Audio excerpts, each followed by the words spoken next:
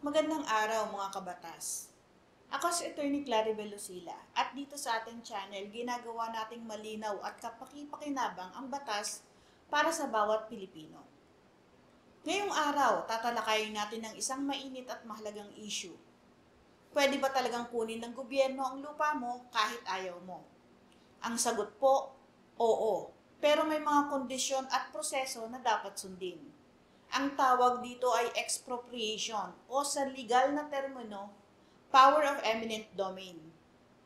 Ano ang expropriation?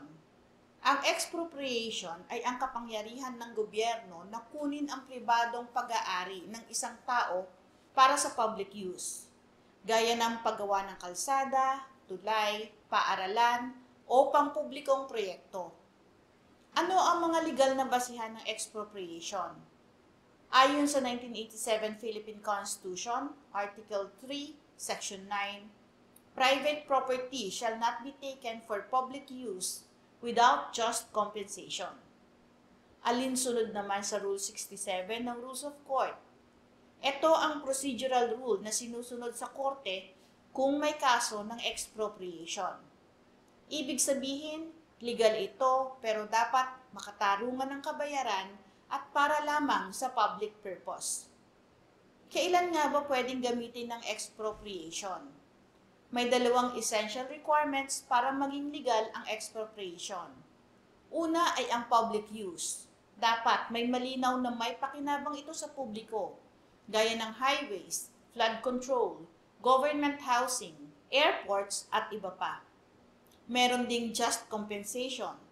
Kailangang bayaran ang may-ari ng fair market value ng lupa batay sa valuation ng korte, LRA accredited appraisers. Isa sa pinakamahalagang desisyon ng Korte Suprema pagdating sa pagkuha ng lupa ay ang kasong Heirs of Juancho Ardona versus Reyes na may GR number 60549, 60553 hanggang 60555.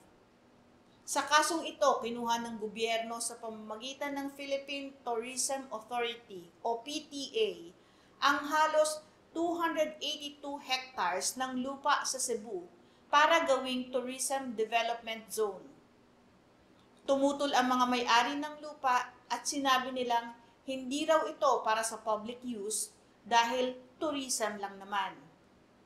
May agrarian reform na raw sa lugar at tila lumabag sa kanilang karapatang pantao at pagmamay-ari.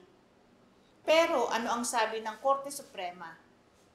Pinabura ng Korte Suprema ang PTA. Ayon sa kanila, ang turismo ay para rin sa public use. May batas tayo, ang Presidential Decree number 564 na nagsasabing pwedeng gamitin ng PTA ang eminent domain o karapatang kumuha ng pribadong lupa para sa proyektong pambansa. Malinaw rin ang sabi ng Korte Suprema, basta't may sapat na dahilan, legal ang pagkuha ng lupa basta't may just compensation o tamang bayad.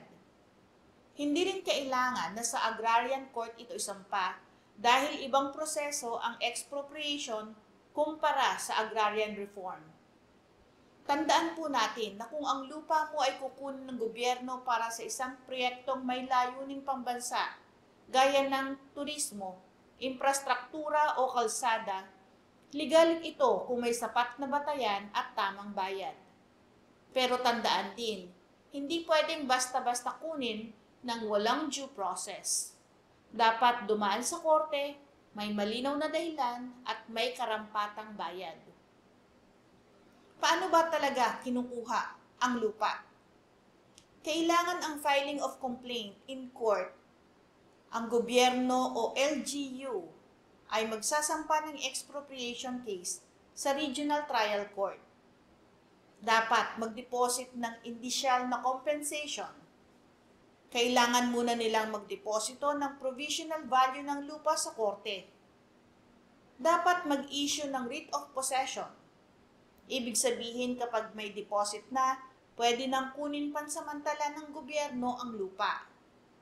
Dapat may trial on just compensation. Magkakaroon ng hearing para alamin ang tunay na halaga ng lupa.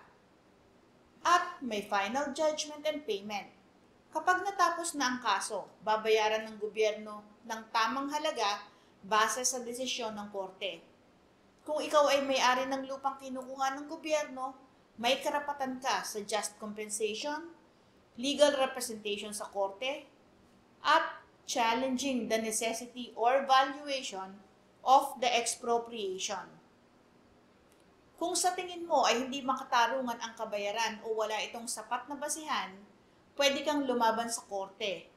Ang expropriation ay isang lehitimong kapangyarihan ng Estado. Pero hindi ito absolute. Dapat itong gamitin ng makatarungan, may due process, at may sapat na kabayaran. Kung may proyekto sa inyong lugar at nadadamay ang iyong lupa, huwag matakot magtanong at lumaban kung kinakailangan. Dito sa ating channel, tinutulungan namin ang bawat Pilipino na maunawaan at maprotektahan ang kanilang mga karapatan. Like, share, at subscribe para sa iba pang legal explainers na simple, malinaw, at para sa iyo. Patuloy po kayong manood, magtanong, at matuto ng tungkol sa batas. Magandang araw po, ako si Attorney Claribel Lucila.